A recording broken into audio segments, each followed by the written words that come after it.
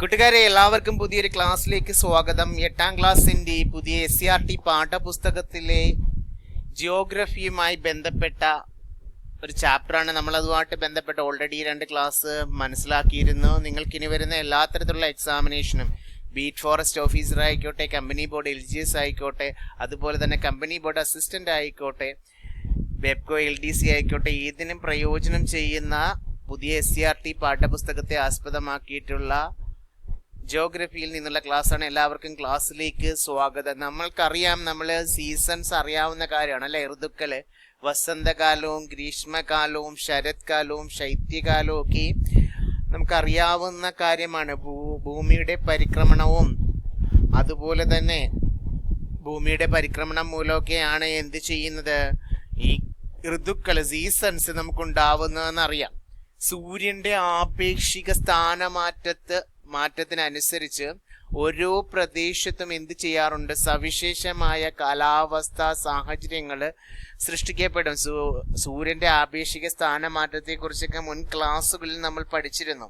അപ്പോഴേ ഈ എന്താണ് ഋതുക്കൾ അല്ലെ എന്താണ് സീസൺസ് എന്ന് പറഞ്ഞു കഴിഞ്ഞാൽ, സൂര്യന്റെ ആപേക്ഷിക സ്ഥാനമാറ്റത്തിനനുസരിച്ച് ഓരോ പ്രദേശത്തും സവിശേഷമായ കാലാവസ്ഥാ സാഹചര്യങ്ങൾ സൃഷ്ടിക്കപ്പെടുന്നതിനെയാണ് ഋതുക്കൾ എന്ന് പറയുന്നത്.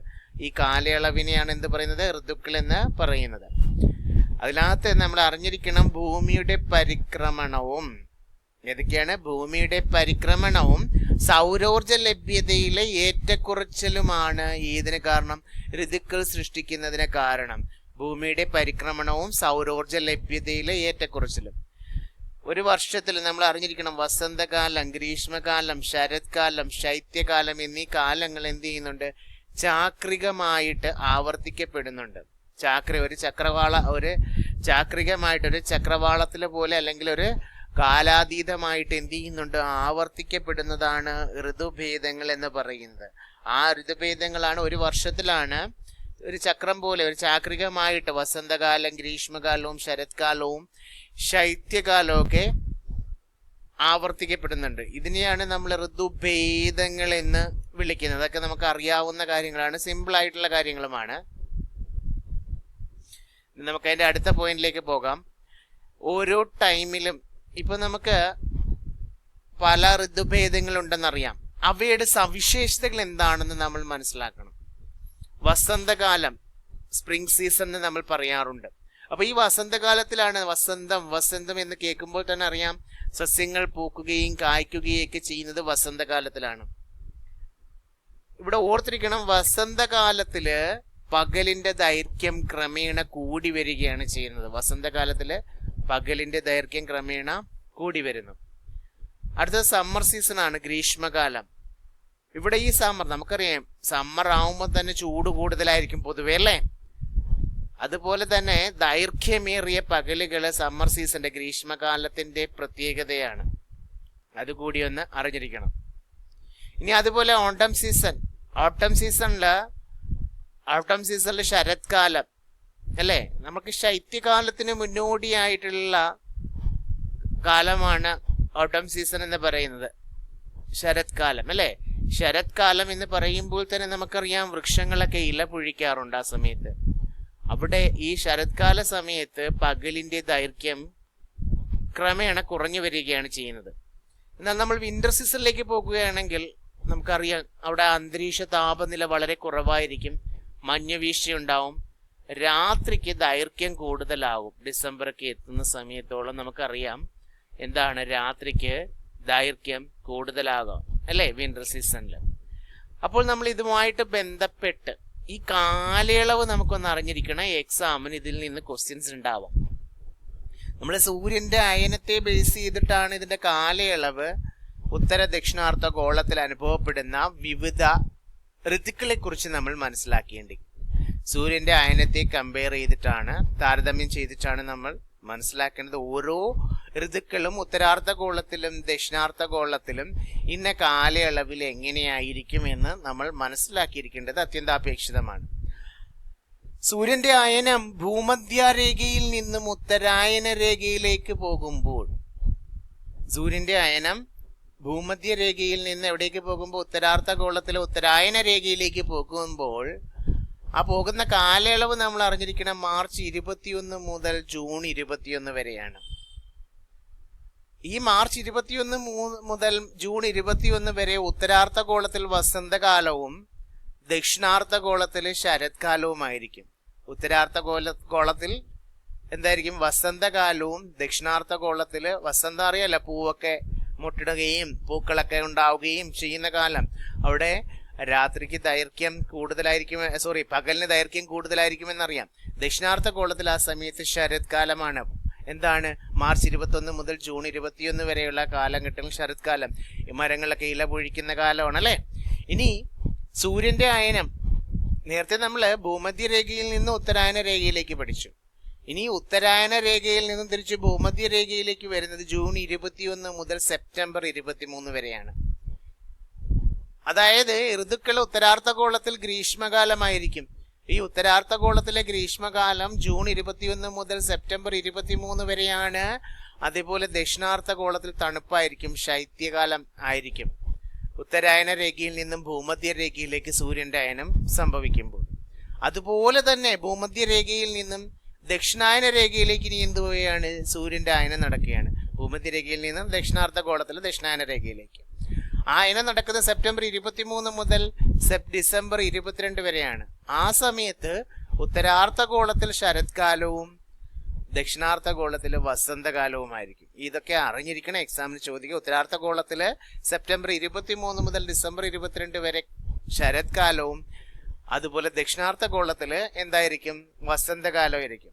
അടുത്തത് ദക്ഷിണായന രേഖയിൽ നിന്നും ഭൂമധ്യരേഖയിലേക്ക് പോകുമ്പോൾ, ദക്ഷിണായന രേഖയിൽ നിന്നും ഭൂമധ്യരേഖയിലേക്ക് സൂര്യന്റെ അയനം തിരിച്ചു സംഭവിക്കുന്നത് ഡിസംബർ 22 മുതൽ മാർച്ച് 21 വരെയാണ്. ഉത്തരാർദ്ധഗോളത്തിൽ ആ സമയത്ത് തണുപ്പായിരിക്കും, ശൈത്യകാലവും.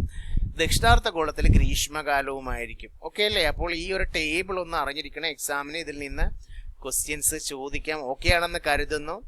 അപ്പോൾ ടേബിൾ ഒന്ന് നന്നായിട്ട് വീണ്ടും വീണ്ടും കേട്ട് പഠിക്കുക. നമുക്ക് ഇന്ത്യയിലെ പരമ്പരാഗത ഋതുക്കളെ കുറിച്ചൊന്ന് അറിയണം. നമുക്കറിയാം, ഋതുക്കളെ പൊതുവെ 4 തരം തിരിച്ചിട്ടുണ്ട്. എന്നാൽ ഇന്ത്യയിൽ അന്തരീക്ഷ സ്ഥിതിയിലെ മാറ്റങ്ങൾ അടിസ്ഥാനമായിട്ട് 6 വ്യത്യസ്ത ഋതുക്കൾ ഉള്ളതായിട്ടാണ് നമ്മൾ കണക്കാക്കുന്നത്. പൊതുവെ 4 തരം തിരിച്ചിട്ടുണ്ടെങ്കിലും ഇന്ത്യയിലെ അന്തരീക്ഷ സ്ഥിതിയിലെ മാറ്റങ്ങൾ അടിസ്ഥാനമാക്കി 6 വ്യത്യസ്ത ഋതുക്കൾ ഉള്ളതായിട്ട്. വസന്തകാലം മാർച്ച് ഏപ്രിൽ, ഗ്രീഷ്മകാലം മെയ് ജൂൺ മാസങ്ങളിൽ, വർഷകാലം ജൂലൈ ഓഗസ്റ്റ് മാസങ്ങളിൽ, കാരണം മഴയൊക്കെ കൂടുതലുള്ള സമയം. അതുപോലെ ശരത്കാലം സെപ്റ്റംബർ ഒക്ടോബർ മാസങ്ങളിൽ, ഹേമന്തകാലം നവംബർ ഡിസംബർ, ശിശിരകാലം ജനുവരി ഫെബ്രുവരി മാസം. ഈ ഇലയൊക്കെ തളിരിടുകയും, അതിനെയാണ് ശിശിരകാലം. ആ കാലത്തിലാണ് ഇലയൊക്കെ എന്ത് ചെയ്യുന്നത്? പുതിയ ഇലകളൊക്കെ തളിരിടുകയൊക്കെ ചെയ്യുന്നത്. അപ്പോൾ ഈ കാലങ്ങൾ ഏതൊക്കെ മാസങ്ങളിലാണെന്ന് ഇന്ത്യയുമായിട്ട് കമ്പയർ ചെയ്യുമ്പോൾ, താരതമ്യപ്പെടല്ല, ഇന്ത്യയിലെ അന്തരീക്ഷ സ്ഥിതിയിലെ മാറ്റങ്ങളെ അടിസ്ഥാനമാക്കിയിട്ടുള്ള വ്യത്യസ്ത ഋതുക്കൾ ഏതൊക്കെയാണ് നമ്മൾ കണക്കാക്കണം. ഒന്ന് വസന്തകാലം മാർച്ച് ഏപ്രിലാണ്, ഗ്രീഷ്മകാലം മെയ് ജൂൺ, വർഷകാലം ജൂലൈ ഓഗസ്റ്റ്, അതേപോലെ ശരത്കാലം സെപ്റ്റംബർ ഒക്ടോബർ മാസങ്ങളിലും, ഹേമന്തകാലം നവംബർ ഡിസംബർ, ശിശിരകാലം ജനുവരി ഫെബ്രുവരിയാണ്.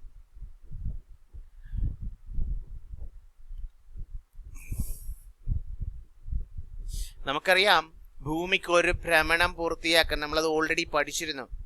അല്ലെങ്കിൽ അതിന്റെ അച്ചുതണ്ടിൽ 360 ഡിഗ്രിയാണ് തിരിയേണ്ടത്. ഈ 360 ഡിഗ്രി തിരിയാൻ 24 മണിക്കൂർ സമയം ആവശ്യമാണെന്ന്. അതായത് 15 ഡിഗ്രി തിരിയാനായിട്ട് 60 മിനിറ്റ്, 1 മണിക്കൂർ ആവശ്യമാണ്. 15 ഡിഗ്രി തിരിയാൻ എത്ര മണിക്കൂറാണ്? ഭൂമിക്ക് 1 മണിക്കൂർ ആവശ്യമാണ്. എങ്കിൽ നിങ്ങളോട് ചോദിക്കുകയാണ്, 1 ഡിഗ്രി കടക്കാൻ നമ്മൾ 15 ഡിഗ്രി തിരിയാൻ 1 മണിക്കൂർ, എന്നാൽ 1 ഡിഗ്രി കടക്കാൻ എക്സാമിന് ഇങ്ങനെ ചോദിക്കുകയാണ്. നമുക്കറിയാം 360 ഡിഗ്രി തിരിയാൻ 24 മണിക്കൂർ വേണം ഭൂമിക്ക് അതിന്റെ അച്ചുതണ്ടില് ഭ്രമണം പൂർത്തിയാക്കാനായിട്ട്, അല്ലേ? നമുക്കറിയാം 15 ഡിഗ്രി തിരിയാൻ 1 മണിക്കൂറാണ്, 60 മിനിറ്റ് ആണ്. എന്നാൽ 1 ഡിഗ്രി തിരിയാൻ ഈ 60നെ എന്ത് ചെയ്താൽ മതി? 15 കൊണ്ട് ഡിവൈഡ് ചെയ്യുമ്പോൾ 4 മിനിറ്റ് എന്ന് കിട്ടും. ഈ 4 മിനിറ്റ് ആണ്, 60 മിനിറ്റ് ആണ് 15 ഡിഗ്രി തിരിയാൻ എടുക്കുന്നത്. അത് ഓർത്തിരിക്കണം. അതുപോലെ തന്നെ 1 ഡിഗ്രി തിരിയാൻ എടുക്കുന്ന സമയം 60നെ 15 കൊണ്ട് ഡിവൈഡ് ചെയ്യുമ്പോൾ 4 മിനിറ്റ് ആണ്. അപ്പോൾ ഇത് അറിഞ്ഞിരിക്കണം. അപ്പോൾ ഓരോ ഡിഗ്രി രേഖാംശ വ്യാപ്തിക്കും ആനുപാതികമായ സമയ വ്യത്യാസം, ഓരോ ഡിഗ്രിക്കും എത്രയാണ്? 4 മിനിറ്റ് ആണ് ഭൂമിക്ക് അതിൻ്റെ 1 ഡിഗ്രി തിരിയാൻ അല്ലെ കടക്കാനായിട്ട്, ഭ്രമണം പൂർത്തിയാക്കുന്നതിൽ 1 ഡിഗ്രി പൂർത്തിയാക്കാൻ 4 മിനിറ്റ് ആണ്. ഓരോ ഡിഗ്രി രേഖാംശ വ്യാപ്തിക്കും ആനുപാതികമായ സമയ വ്യത്യാസം എന്ന് പറയുന്നത് 4 മിനിറ്റ് ആണ്. ആ വസ്തുത ഒന്ന് അറിഞ്ഞിരിക്കണം. ഓക്കെ അല്ലേ? ഇപ്പൊ ഇത് ഉത്തരാർദ്ധഗോളത്തിലെയും ദക്ഷിണാർദ്ധഗോളത്തിലെയും എല്ലാം നിങ്ങൾക്ക് ഇവിടെ കാണാനായിട്ട് സാധിക്കും. ഓരോ സമയത്ത് റൊട്ടേഷനും ആ റൊട്ടേഷനെ ബേസ് ചെയ്തിട്ടുള്ള ഭൂമിയുടെ ഭ്രമണമാണ്. ആ 360 ഡിഗ്രി കടക്കാനായിട്ട് എത്ര 24 മണിക്കൂർ എടുക്കുമെന്ന്, 1 ഡിഗ്രിക്ക് 4 മിനിറ്റ് എടുക്കും. അപ്പോൾ ഈ ഗ്ലോബ് ഉപയോഗിച്ച് നമുക്ക് ആ സമയ വ്യത്യാസമൊക്കെ കണ്ടുപിടിക്കാനായിട്ട് സാധ്യമാകും.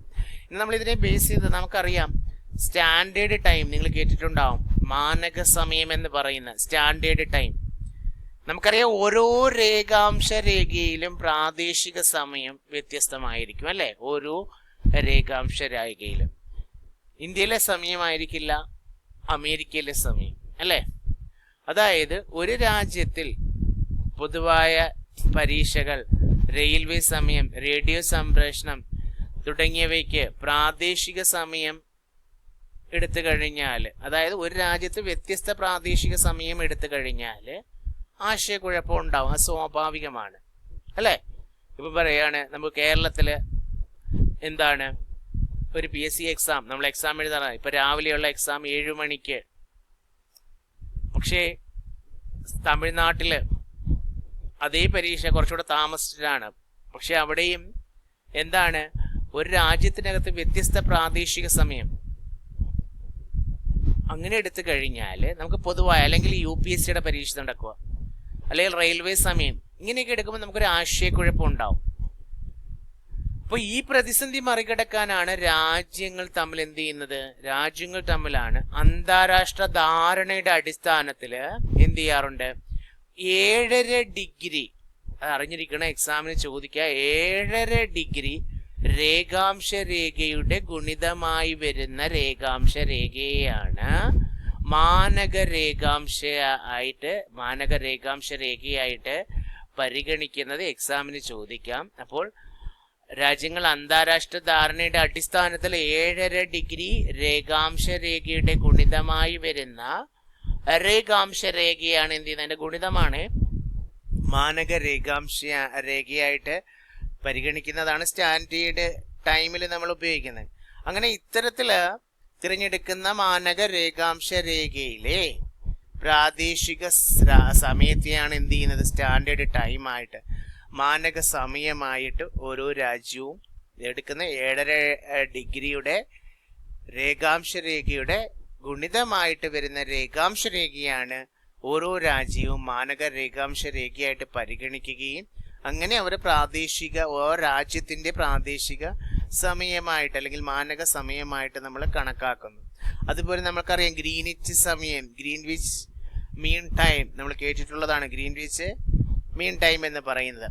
അക്ഷാംശ വൃത്തങ്ങളുടെ വലിപ്പം നമുക്കറിയാം ഭൂമധ്യരേഖയിൽ നിന്ന് ധ്രുവങ്ങളിലേക്ക് പോകും തോറും കുറഞ്ഞു വരുമെന്ന്. അക്ഷാംശ വൃത്തങ്ങളുടെ വലിപ്പം ഭൂമധ്യരേഖയിൽ നിന്ന് ധ്രുവങ്ങളിലേക്ക് ആ ഗ്ലോബ് കാണുമ്പോൾ തന്നെ നമുക്കറിയാമല്ലോ, ഭൂമധ്യരേഖയിൽ നിന്ന് ധ്രുവങ്ങളിലേക്ക് പോകും തോറും എന്ത് ചെയ്യുന്നുണ്ട്? അക്ഷാംശ വൃത്തങ്ങളുടെ വലിപ്പം കുറഞ്ഞു വരുന്നതായിട്ട് നമുക്ക് അറിയാവുന്ന വസ്തുവാണ്, ഇമ്പോർട്ടൻ്റ് ആണത്.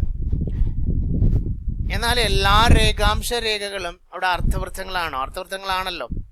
അപ്പോൾ നമ്മളിവിടെ അറിഞ്ഞിരിക്കണം, അന്താരാഷ്ട്ര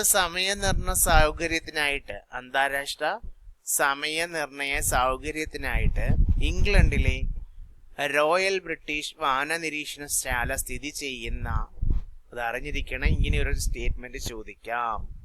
അന്താരാഷ്ട്ര സമയനിർണയ സൗകര്യത്തിനായി ഇംഗ്ലണ്ടിലെ റോയൽ ബ്രിട്ടീഷ് വാനനിരീക്ഷണശാല, അതിന്റെ ചിത്രമാണ് നമ്മൾ തൊട്ടു മുമ്പ് കണ്ടത്. ആ വാനനിരീക്ഷണശാല സ്ഥിതി ചെയ്യുന്ന സ്ഥലമാണ് ഗ്രീനിച്ച്. എന്താണ്? ഇംഗ്ലണ്ടിലെ റോയൽ ബ്രിട്ടീഷ് വാനനിരീക്ഷണശാല സ്ഥിതി ചെയ്യുന്ന ഗ്രീനിച്ച് എന്ന സ്ഥലത്ത് കൂടി കടന്നു പോകുന്ന രേഖാംശ രേഖയെ നമ്മൾ എന്തായിട്ട് കണക്കാക്കും?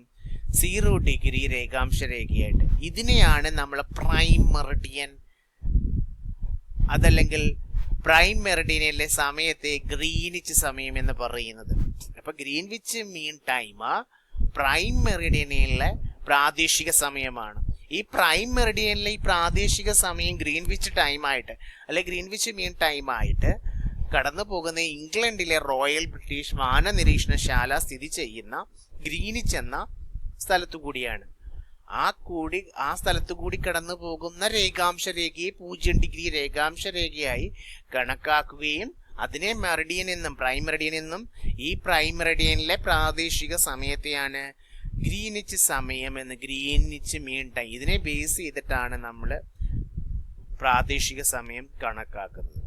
അപ്പൊ ലോകത്തെവിടെയും യാത്രികർ സമയം കണക്കാക്കുന്നത് ഏതിനെ ബേസ് ചെയ്തിട്ടാണ്?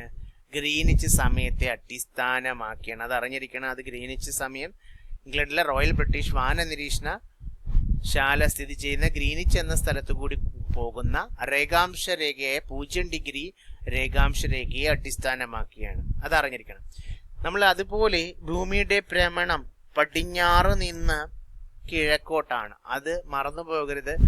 ഭൂമിയുടെ ഭ്രമണം പടിഞ്ഞാറ് നിന്ന് കിഴക്കോട്ടായതിനാൽ ഗ്രീനിച്ച് രേഖയിൽ നിന്ന് നമുക്കറിയാം 0 ഡിഗ്രി രേഖാംശ രേഖയാന്നുള്ളത്.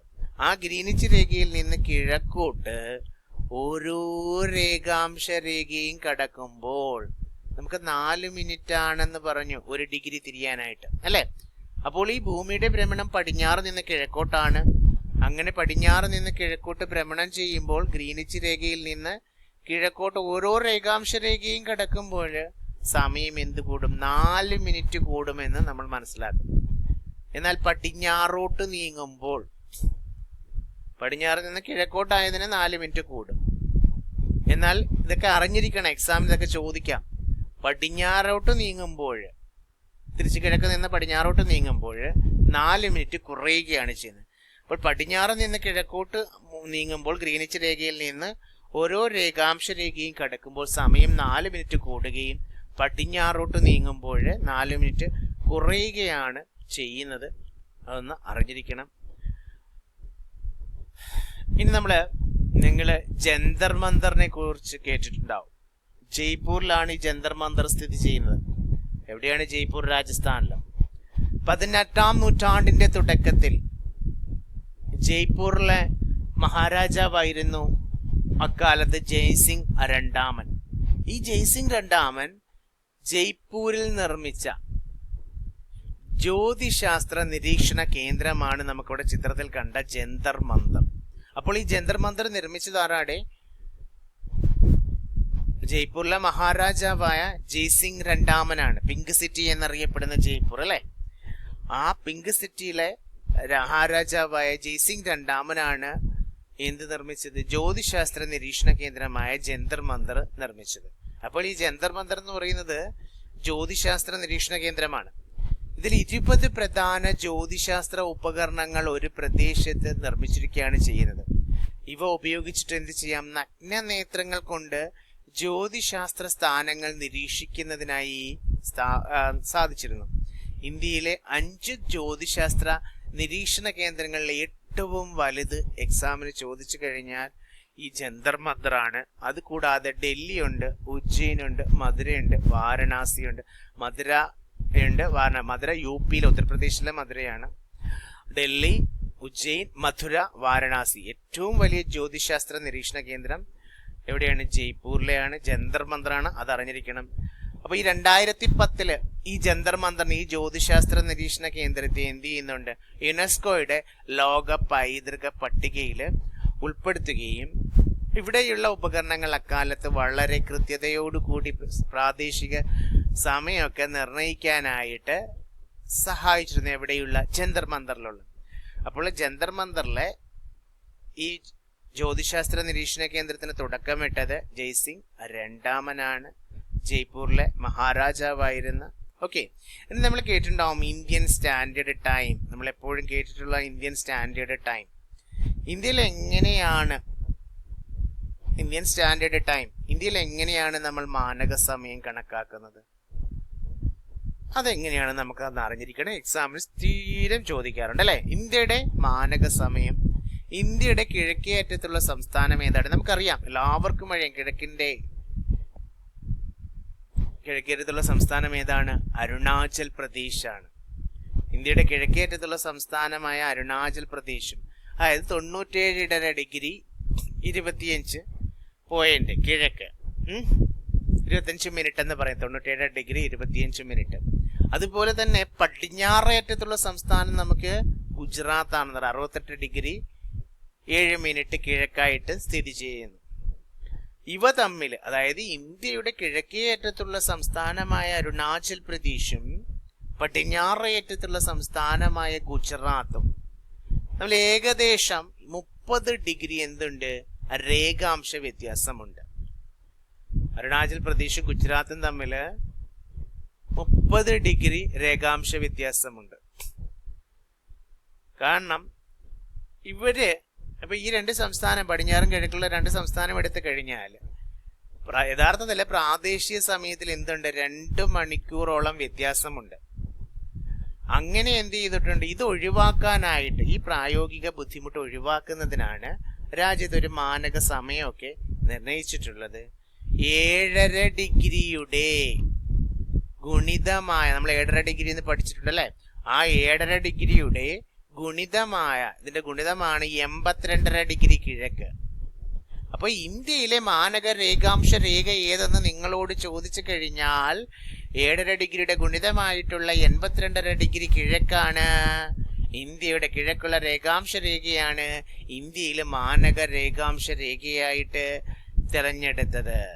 കിഴക്കുള്ള ഈ 82.5 ഈസ്റ്റിലുള്ള രേഖാംശ രേഖയാണ് ഇന്ത്യയിൽ മാനക രേഖാംശ രേഖയായിട്ട് തിരഞ്ഞെടുക്കുന്നത്.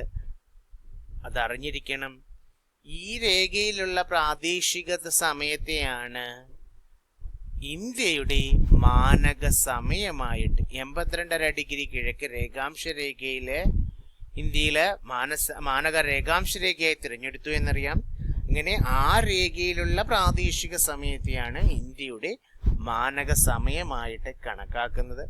അപ്പോൾ കൂട്ടുകാരെ, നമ്മൾ കുറച്ച് വസ്തുതകൾ മാത്രമേ പഠിച്ചുള്ളൂ. ഇത് നിങ്ങൾക്ക് പ്രയോജനം ചെയ്യും. ഇതിന്റെ കണ്ടിന്യൂസ് ക്ലാസ്സുമായി നമുക്ക് അടുത്ത ക്ലാസ്സിൽ കണ്ടുമുട്ടാം. അതുവരെ ബൈ, ടേക്ക് കെയർ.